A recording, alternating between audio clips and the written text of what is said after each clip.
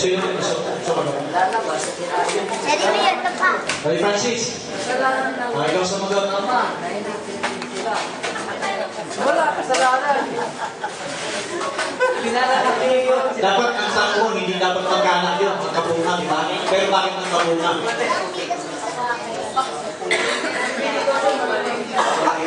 Ayun pala. Dapat yung sumagot bird black. Brother Fernando, ikaw po naman na. Magkakanak talaga. Magkakanak talaga po. Eh kasi nagkabunga nga eh.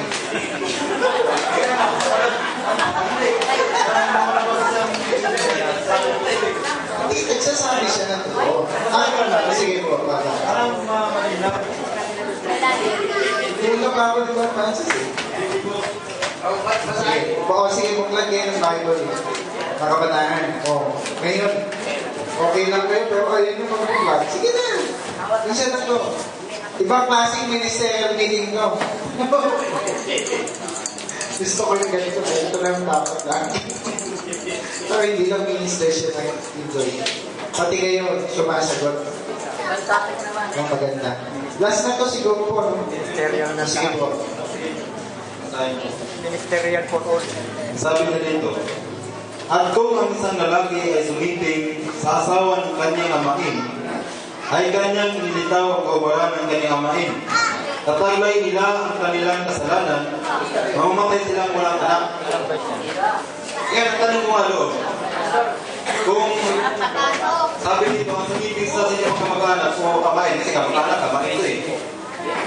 Manatili sa kasalanan, mamamatay silang walang anak. Kaya tanong ko, bakit nagkaanak si Habon sa kanyang ina? Ang sagot ko dyan, yan kasi ay parang agree ako may nangyaring ganun. Kaya pinasulat sa Leviticus yun. May nangyari talaga na ganun. Pero yung pangyayari na yan, siyempre Leviticus sinulat yan. Pag Sister Ann, ano nga yung book of Leviticus? Sa Old Testament survey na yan? Anong pinag-uusapan sa Leviticus? Hindi alam. Sister Yana. Alala yan? Hindi. Tungkol nga sa priesthood yan. Pero yan ay parang sa kautusan.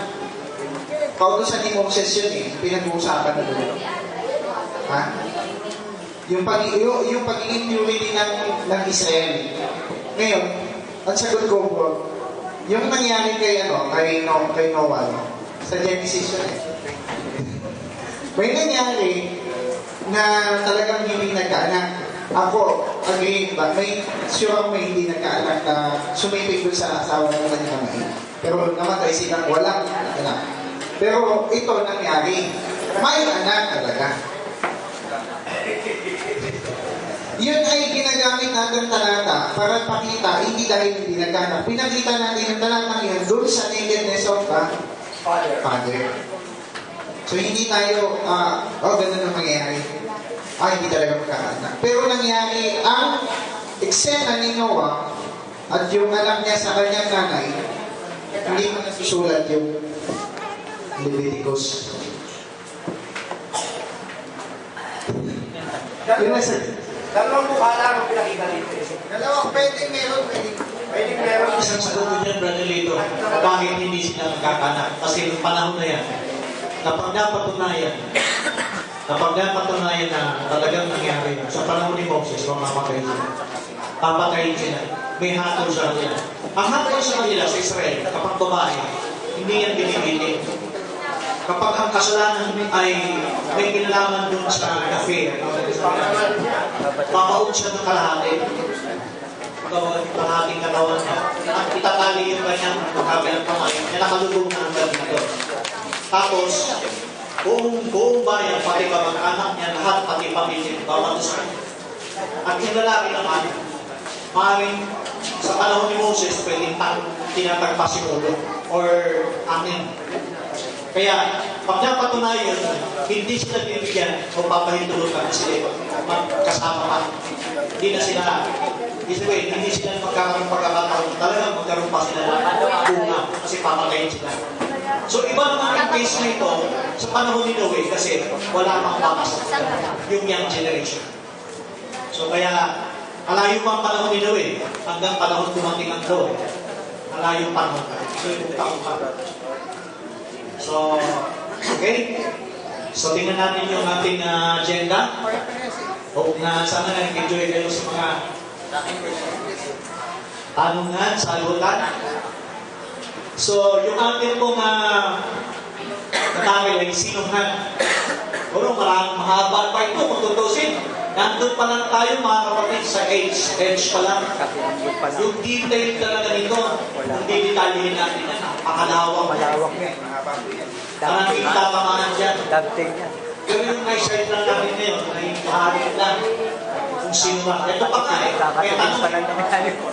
Ito ang tanong eh, sa spiritual ba matapos magawa ni Ham yung kanyang kasalanan doon sa kanyang ina? Tanong, nang siya'y namatay, ligtas pa siya. Revelation niya. Di ba? Pwede itanong yan, di ba? Habang talakay niya. Revelation. So, let's go to Daniel chapter 9. Ang naka-assign dito ay si Brother Freddy. Daniel chapter 9 verse 27. So, you have 20 minutes and then after ito, sa paksa nito ng Daniel 9:27 to make you have a background. Ito po ay prophetic. Ito ay prophetic message sa time ni Daniel. At patungkol po ito sa Israel. Okay? Hindi patungkol sa Israel at tumama ang hulang ito yung 9:27 in the last days. Yung pinakahuling panahon. Pagkatapos natin, meron 7 years. Doon po yung tinutumbok ng mensahe ito. Ngayon, hindi ko alam kung ano yung gustong ipakita ng ating kapatid sa 70th weeks of Daniel. O kasi yung 9:27, ang pinag-usapan doon, years, 7 years, meron doon yung manusip. O paano i-break yun? Bahala ka na. Ano yung specific ka lang doon sa 9:27.